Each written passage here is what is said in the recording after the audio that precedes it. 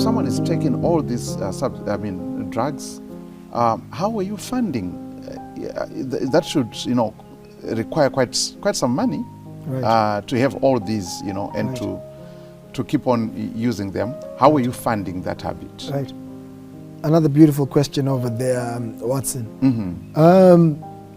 Unfortunately, the victims of my drug habits were my family. Oh, okay. And I was funding my drug habits by stealing. By stealing. I'm going to take you to Solusi University. And currently I'll just take this time to promote an upcoming documentary. Okay. It's called Tonderai, The Ugly Truth About Drugs, Deciphering the Drug Society. So just recently we went to Solusi where we documented one of these crimes. Okay. I was at Solusi and I needed to get my alcohol. Okay. So once upon a time, Grace Mugabe came to Solusi University Okay. and she donated a couple of computers over there. Okay.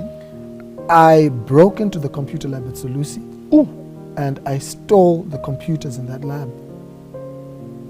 While my father, Professor Norman Maposa, was Vice Chancellor there at the university. Now, this is forget everyone else when drugs are involved. People cease to be people. Okay. And they just become objects and subjects that you can exploit Okay. for the feeding of your habit. So I broke into that computer lab in the middle of day, broad daylight.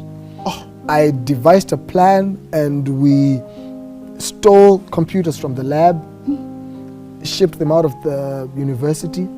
But now just look at where I was dumb. That I commend the CID department here in Zimbabwe. They caught up with me and they beat me up very hard, and I served my time in Plumtree. No, you said so. I served my time in Plumtree prison. So Wow. that's how I was funding the habit. It wouldn't stop there. It would carry on. I kept on stealing large amounts of money from my father. I kept on selling my own personal property.